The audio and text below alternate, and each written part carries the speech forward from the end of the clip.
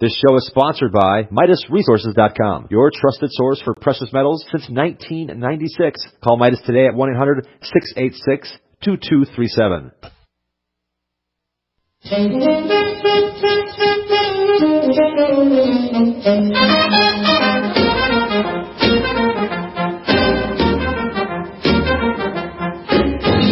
Good morning. Good morning once again, listeners, and welcome to today's edition of Uncommon Awareness. If you're new to our program, I'm your host, Dr. Lorraine Hurley, and I encourage you to visit my website, drhurley.net, sign up for my free newsletter, and we have a special for you today. My guest, Desert Owl, has been with me Monday, Tuesday, today, and he'll be with me tomorrow and Friday as well to give us a pretty sound flavor for his primary body of work called The Forbidden History and Other Lost Writings. Now, this was a radio program and an audio series, and he considers it his flagship radio production, centering around 40 years of study on the ancient past, being a collector of lost, forgotten, or stolen ancient documents, as well as being a translator of the original thought based on the ancient Aramaic, the original Sanskrit, and having broken the code within our modern English diction. As I said, I find it utterly what I am learning about the true nature of our diction and what it actually states in terms of when you follow back the original meanings of the words. We are talking a lot of gobbledygook. And because communication, particularly with the written or spoken word, is how we relate to other individuals on the planet, it's worth our while to understand, to comprehend. I'm not going to use that word understand, to comprehend how language has been manipulated, keeping us really in a perpetual state of confusion and lack of realization or revelation about who we are. Now, most of all our history has been distorted and rewritten by what Desert calls the unseen hand. By deduction and then ancient evidence, he proves out, as example, that all UFO phenomena is earth-based, and that they were created by the ancient Aryan priesthood of all at the same time that they were building pyramids around the world. So, there's a lot that goes back and forth. Are they aliens? Are they icons? Are they cyborgs? Are they grays? Are they, it's his premise that this is all just part of the story, that what we're really dealing with on Earth is nothing more than people and certain kinds of people. So, with that being said, good morning, Desert. Wonderful introduction, and it's such a big story. I'm still trying to grab at where to begin because there's so many enigmas within our Earth's history. And of course Christianity has been under the spell of dogma, and therefore can't be set free in their own thinking. Some can, but the majority of them, of course, are under the spell. And then the other people who are not what we might call mainstream Christian are under another spell. And the spell would be coming from the movies and television. The UFO phenomena that has occurred, the sensation of it and all, was brought to us by Hollywood. If we didn't see the movies and television, then we would ask ourselves the question, where would we get our perspective? Because all the images came from the media, and that media in particular. The first, David Childress did a wonderful book on UFOs. I think it was called Vimanas, and still available, of course. And in the back, he gave all the historical accounts in America of when the first UFO Vimanas were discovered, and that was, in all the newspapers around America from the 1800s, and all the UFOs that landed in farmer pastures or different parts of the country, when people stumbled upon them as late as the 1930s, prior to World War II. Every time the door opened and somebody came out, they looked just like us. They were Aryans wearing ball caps, and so the alien agenda was not yet formulated to coincide with these archetypes, we might say, of anti-gravity craft. I mean, the very nature of them is written about in the Vedic writings, the Vaimanika Shastra, and the Mahabharata, or some pronounce it Mahabharata. So as an ancient sage once said, it's all an open secret. So, like with the scriptures, it's not what the scriptures are saying; it's what the scriptures are not saying, because obviously the scriptures are not a compendium of every aspect of our history and life. It's as far as what we call the Old Testament, it's just as Genesis, the word Genesis implies, a genealogy, a written linear account in brief on the historical evolution of the Aryan race. And I make that distinction because man has obviously been here prior to this late coming Aryan race. And in fact, it looks like by the excavations and diggings that have gone on, man may have been here for a million years or several million years. And so therefore it's quite evident that just like nature goes around in cycles, just like summer or spring, summer, winter, autumn, and winter, and then it starts all over again. That is telling us something, and it's telling us that the generation of man, whereas Elohim created, Elohim being plural because Elohim is never really defined by anybody other than myself as far as I know, but Elohim is the feminine aspect, El, and Him is the plural, and Elohim, and the love was there. Actually, it's Elohim is the correct, more complete form, Elohim, because the divine love was there. And Elohim is the stars, the moons, the planets, and so all the cosmic creation is Elohim. And so the feminine, that's the manifestation, that's matter. And the divine love wanted to create an image in reflection of the great breath of the Spirit. The Spirit is not the perfect word, but so anyway, so the spontaneous creation of our images, obviously if it could happen once, would have happened many times over. And so we have the evidence of what we call Neolithic man. Obviously, the African race, is not the Aryan race. So they're two distinct races. So clearly, they must have each had their own primordial Adam and Eve, mother and father. So these are the harder things, to assess for the average mind when they're given dogma and they never are taught to process or think or meditate. In fact, mainstream Christianity would basically teach meditation would be evil, just like yoga. I remember growing up doing yoga and hearing that, some Christian preachers talking about the evils of yoga. Give me a break. Any kind of exercise that benefits the body is not evil. So they get people prejudiced. Prejudice means prejudgment. So we have to put away our prejudices, and we have to be able to consider the things we've never heard before in order to be able to see the grander scheme of things. Because the truth is stranger than fiction. Fiction is pretty good, but I love the reality of truth because it sets one free. And I want to go home. I don't love this world. There's nothing I want here.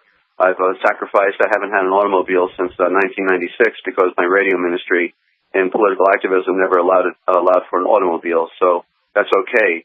So I've made my sacrifice. I've paid my dues. So my view is valid. So it looks like that there's a Glenn Keely, one who I've interviewed myself, is the only one who's basically on my level as to being able to read the code. He's out of Canada. He had at one time the Canadian Institute for Political Integrity, and Glenn was a millionaire contractor. He ended up going to work for the government in Canada, and then he found out about the 5% kickbacks, and then he left government and stood in front of the 100 feet in front of the very capital of Canada, at the doors of Ottawa, state capital, national capital, and said that government officials all want 5% kickbacks, and then ultimately he helped Native American peoples, and then I got to know him, and he learned two versions of history because he grew up as a French Canadian, But at one point he went to from the Canadian school to the English schools in Canada. And the most amazing thing, he discovered that the Canadian history teaching in school was different than the English history teaching in school. And that's probably the thing that triggered his ability to reason and think and realize that something bigger was going on. And then he ultimately, saw the unseen hand. He interprets the Shakespearean plays, and talks about, Desdemona. Interesting. It's got Des in there. I love that. So Desdemona, and it's about, what they're doing behind the scenes. So, he talks about how they have been living underground throughout the processions that have been going on, throughout the millennia. So 150,000 years, 100,000 years, who knows? Are you basically referring to the yugas, the 4 yugas? With us being currently in the Kali Yuga. Yeah. Well, the timelines. Well, right there. I mean, you see, there's in the Vedas, they're writing about the greater timelines, the Golden Age, Silver Age, whatever. So much to study, and so little time to memorize it all. I've gone over all that, but the point is that man has been around a long time. It's amazing, that people in Christianity are told that the Earth is made in 6 24-hour periods, because they never figured that out themselves. They were told that, and they accepted it as truth because somebody told them. That's their paradigm. You see, but yet let's go back into the words. In the beginning, it was all made in 6 periods. 6 periods. A period is the yud. The yud is the dot, and the dot represents the sun. The smallest of all our literary images, being an alphabet, symbols. The period represents the greatest, the star, and it's the most powerful. Why? Because a period stops everything. So what's in the word period that represents a period of time, whether it's a 24-hour period or a great age? Well, the word peri-yud itself, peri means great, fat. Remember Perry Mason? Because the Masons get fat off the people. Perry White in Superman. Perry White again. The Jesuits get fat off of the people. So the peri means, and you eat a pear. The pear means 2 because the pear is fat and pregnant. That's why they call it a pear, off the pear tree. So the peri and the yud is the dot. So and it represents age. The yud represents age, and it's really pronounced yud. It's not Yuda, it's Yutha. They again lied to us about Yuda or Judah. Okay, it's Yutha. Because youth is the prime. You're prime in your youth, and that's why it's youth. We're going to break. Here's our music. Again, this is The Forbidden History and Other Lost Writings. And this was quite, as he says, a flagship radio production that he did. It centered around 40 years of study. I already have a few questions for him, but we're going to take a break, and we'll be back in the Living and Being Free Man.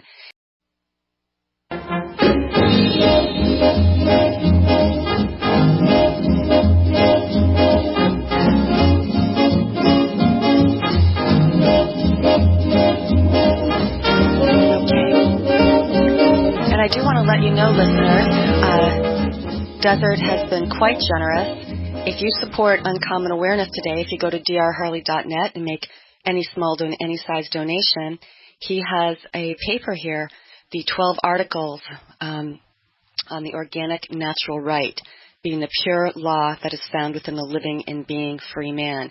And you can order this one of 2 ways, in the standard English or, I'm sorry, Desert, I'm not sure what you call the way that you've written it here. Well, the archimaic. In other words, I was using, thank you. As I did that about 13 years ago, give or take, it was as I was working with the original thought, so it was unfolding, so I was using the more, some of the root forms and what have you. So, in other words, the Aramaic was unfolding itself within our modern English diction. So it's basically the 12 articles on the natural right of man, to a short way of saying it, the 12 articles on the natural right of man. It's about, 40 pages, 50 pages. I can't remember anymore. But it's the all-time definitive on the right of man. And I wrote it while I was being, tortured and persecuted by the wonderful United States, British Corporation, Vatican agency, in a box. So, so any size donation to support Dr. Lorraine Hurley, sure appreciate it. She does great work, and I'm very grateful to her for giving me a voice when it seems like nobody else cares to hear what I have to say. And but getting back, I just want to finish the point that the period, therefore, so the Earth and the cosmos was made, as the scriptures say, actually, not in the way they mistranslated it on purpose, the priesthood. The Earth, the cosmos and the Earth, everything was made in 6 periods. And so period literally means, it's in the words again, you see, means great age. So everything was made in 6 great periods, or 6 great ages. So what is a great age? Well, it certainly doesn't sound like a 24-hour period to me. And I think it was best defined. If anybody wants to hear about it, then they should go find the work of Zell Lungold. Actually, the work is on my radio network on the realpublicradio.net, and then they go to the I believe Techno tab up at the top middle, Techno, and then they look at the 5th or the 6th subline tab to the right, and they're going to see I think Pyramid. I believe it's Pyramid or Zell, but just click on them and you'll find the Mayan calendar. Oh, calendar. I believe you click on calendar, and basically between Zell Lungold and the scientist out of Scandinavia, they met up one day, and they both were seeing the calendar from 2 different aspects, and when they came together, they unlocked the mystery of the Mayan calendar, which was not about the end of the world. It was just about the end of an age, and basically the whole mythology of the Mayan tradition was within the calendar as well, was unfolding the aspects of the timeline of creation. I mean, Zell does such a profound expose that it's mind-blowing. So they ultimately killed him, poisoned him somehow, and so may he rest in peace. But so basically, yeah.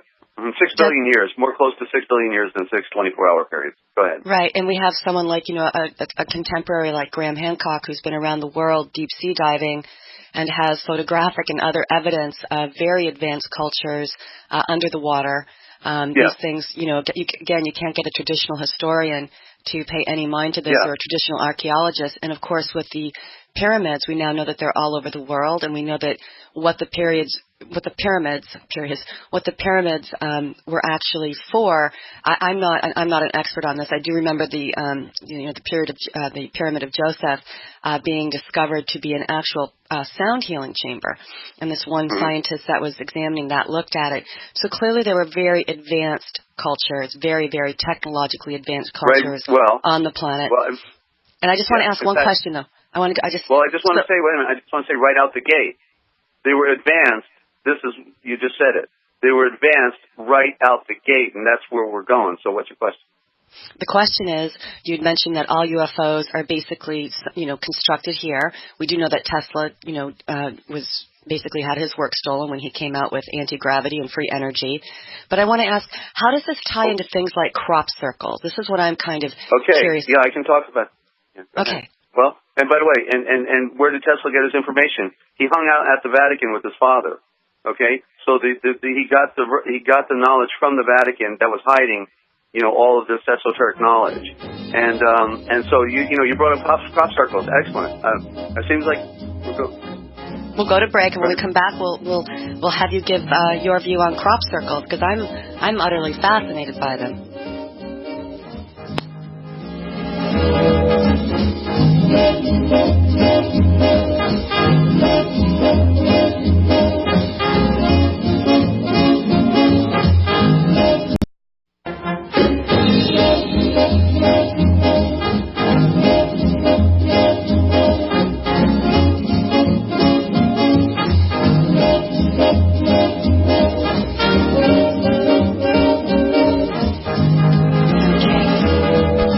Last segment, I asked a question about crop circles and what Desert has learned with respect to what we call UFOs. He believes that they actually originate, that they're part of our military-industrial complex, that this technology has been with us for a very, very long time.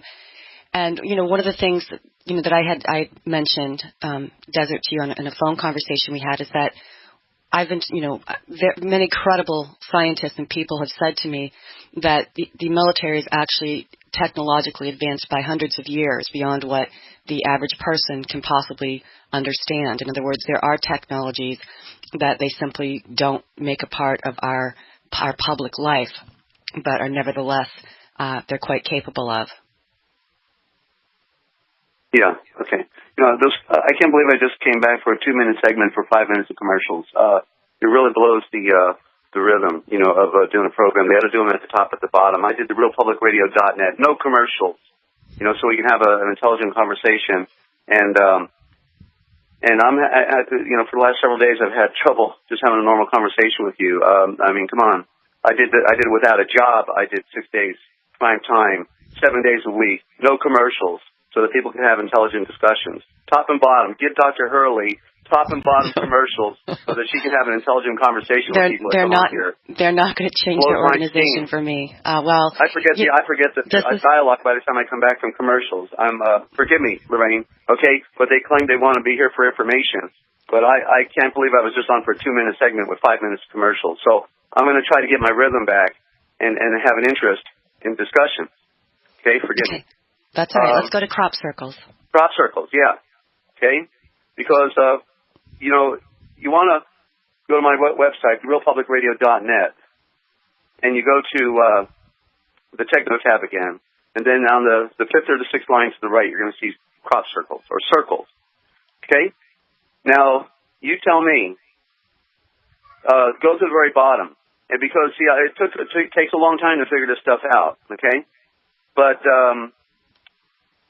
30 years ago, when the crop circles started coming up, when the crop circles started appearing, what were they? They were circles.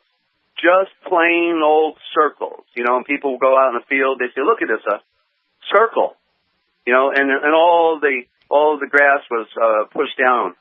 And obviously it was something, a little supernatural, because it wasn't just bent over and broken. That they were some type of energy had manipulated the structure of the plant so that it could bend over and not break. So then, over time, the crop circle started advancing, and they started getting into a very unique graphic design, to the point now where there's such elaborate geometrical, creations that it defies the imagination that somebody could actually imagine, to have the mind ability to make these structures, okay? So now I pose the logical question. If aliens have created those crop circles, and somebody says that they're trying to communicate with us, and that they come from somewhere out there 100,000 light years away, flying in a spaceship to get here so that they could save mankind and or conquer the world, whichever, because there's all these different claims of what they do and who they are, and I just never heard what they eat. I like to say they must have ate peanut butter and jelly, coming all that way to get here. But so they have the technology to go one side of the galaxy to another, actually to pinpoint Earth from the other side of the galaxy, and then to get here, and then by the time, and with all that great technology and so-called supernatural ability to even go through the Van Allen radiation belt, not to mention. I want to know how they live that long, too. Then to finally get here, but when they get here, it took them 30 years to go from making a crude circle to making a fantastic geometric crop circle. You see, that doesn't make sense. If they had the technological savvy to get here, they would have been able to make those very technological savvy crop circles we see today, unlike the ones we saw 30 years ago, okay? But I do have one of the YouTubes there on that page that they can drop down with circles on it, and they'll actually see the finger creating a crop circle, okay? And this is my contention. The contention is this, that the military Jesuits operating out of Switzerland, which is where so much of it originates. Switzerland, by the way, the Swiss Guard protecting the Vatican, right? Holding hands, banking, right? Okay, so the Jesuits are working from computers down on Earth, and they work on a computer with a geometric design, shoot it up to a satellite, and then somehow with their super technology they have today, they beam down the energy of what do you want to call it? Finger, because that's what it looks like in this blue finger, cuts the geometric shape. Okay, so that's what it looks like to me, and I know that they couldn't have taken 30 years to perfect making crop circles if they came from another part of the galaxy. Okay, it doesn't fit. So they're trying to make it look that way because they want us not to know who's really running the show. And that's what I want to talk about, okay? Because there was a group of people who came to Earth, and they came to Earth after there had been generations of mankind already here. The spontaneous generation, the creation of the Aryan race. And they were known as the Avatar. The movie Avatar is about them. The reason they were blue is because it's about that they come down from the air. The fact that they had a long tail means that they have a long legacy. The fact that their tail could connect to the creatures to the earth or whatever they wanted to attach it to, and that they were one with the earth, is because they had a connection. And they were called the Na'vi in the movie. The Na'vi. Well, there's the word Navy. Why? Because the Na'vi. Well, the Navy. There it is. They are on the cosmic sea. They are the ones who rule the cosmic sea, not the ocean, but the cosmic sea, a reflection of the other. And they were also known as the sky gods. The gods who came down from the sun. Symbolically, the reason they have blonde hair, blue eyes, and white skin. Okay, distinct from the other races. But they came down here with a mission, and the mission was that they were supposed to bring truth of redemption and for return for mankind, so that he could know that he was not truly animal, but that he was actually of a higher order, and that there was one who loved him, and those mother, father, the androgynous one. All things in the one, all things are one, in the great mystery, and that they should not war and kill and consume each other, but that they should love each other. But these avatars, because they were so unique in their quality, and these writings are the story is found in the books of Enoch and also the books of Adam and Eve that were preserved in Ethiopia while Jerusalem was being sacked and burned. These are all the ancient Israel history records of Israel, of the tribe of from Abraham through Enoch and Noah and Shem, who was Melchizedek, and so they lived to be 1,000 years old. So they were endowed with a very special quality for this ability to live a long time, and so all they did in this very select community was to meditate and pray and fast. They fasted like for 40 days, then they would eat for 40 days, and they fast. Their nature was so pure, so super enhanced beyond where we are today. It's beyond our imagination to understand it, totally. But nonetheless, we have the record that declares it. And so because they knew how everything operated, they were called watchers, which meant that they observed everything. Okay? They observed everything in creation, and they knew how everything operated, and especially when they were connected with the one who made all things. If you're connected with the one who makes all things, then you know all things. You know how all things work. As Yeshua said to us, there is nothing that is known, that is unknown, that cannot be known. There is nothing in a mystery that cannot be revealed. Okay, all things, it is possible within this creation to know how things came to be, how things are, who is who, what is what. That is the nature of this cosmos. So the watchers, you get 1,000 of them together who live to be 1,000 years old, and you have 1,000,000 years worth of knowledge. Well, that's quite a power trip, and so some of these watchers, when they were coming down off their mountain and having commerce with the children of Cain, who were primitive, who were ignorant, who were sensual, because they now lived alien from the truth, the fallen Aryan Cain, who murdered his brother, now a redhead, bright red hair and spots, freckles all over his body, a leprosy curse that condemned him because of the murder stained with blood. All of these spotted people, like lepers, lived separate from the Aryan and from any other race that was in existence at that time. We don't know how many races were annihilated at that time because history doesn't tell us. And so the watchers coming down, and if any guy knows when he sees a red-headed, spotted woman, of a very,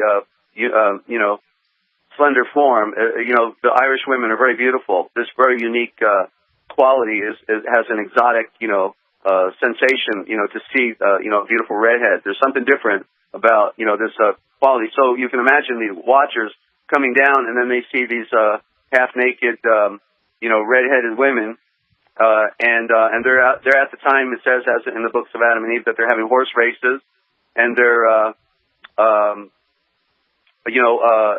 dressed up in makeup and jewelry. And so the watchers who came down and engaged them literally were enticed. And so at one point, a group of them decide that they're coming down. And they're going to come down and they're going to betray their birthright. And they realized that they knew so much that they could literally conquer the world. They could literally clean up shop and own everything. And so this is where, as I've shared with you, the book called The Aquarian Gospel, Lorraine. And I'll hold it right there. Okay, I'll hold it right there. Yeah, we do want to talk about the Aquarian Gospel. It's a book that Desert gifted me. I have it. The Aquarian Gospel of Jesus the Christ, 182 chapters, unlike anything you'll read in modern-day New Testament. And I have a couple of questions, and I'll hold them until after the break.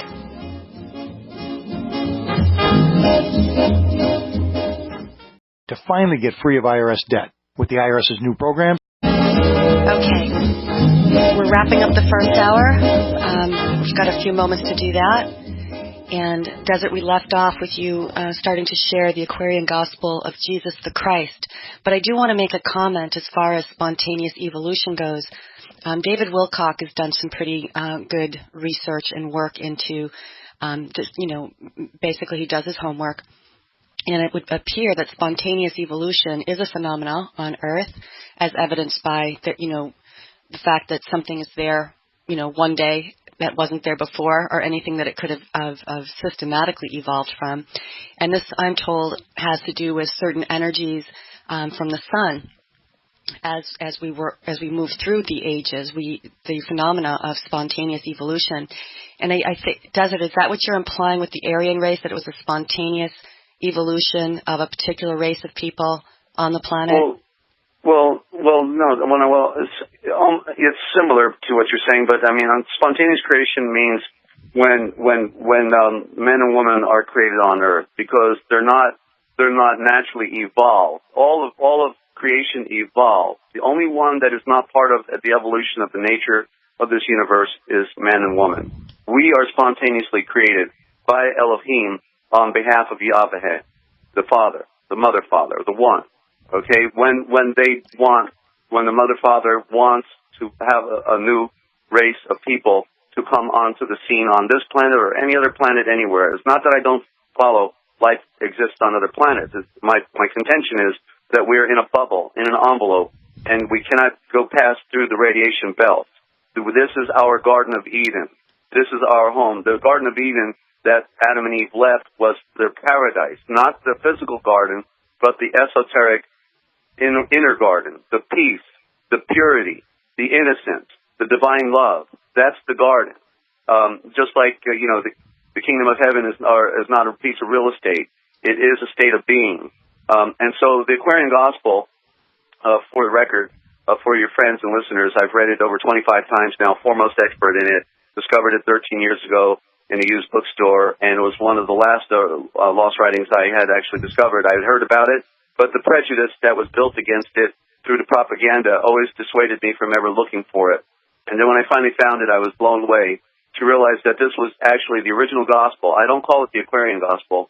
It's the original gospel of Jesus the Christ, okay? If anyone wants to find it, go to Amazon, look for the Aquarian Gospel 1919 reprint version. Aquarian Gospel 1919 reprint version. The author is Levi, a Civil War chaplain, okay? Rosicrucian, by the way, expert in Aramaic, and obviously translated and brought out of the Vatican or the Library of Sophia in Constantinople. So in there, the evidence that this is a legitimate work is its historical value, okay? And it's how the Father has allowed me to be able to see into our past, because it's not one thing, it's the piecing together of all the different fragments that are out there that you can discover. Because this history book confirms what I already knew to be true, and as I had so often been endowed with the ability to see something before I ever had anything to go on, and to be able to reason and conclude that a certain thing was true. And so in this book, it gives the historical account of what I was conveying about the ARIAN, and how when they came down and they sold out, the first were 200 of them, and a probably total of about 1,000 of them, and that's a million years worth of knowledge. And they then made the Celtic red-head spotted their frontline warriors, and the ARIANs determined that they would be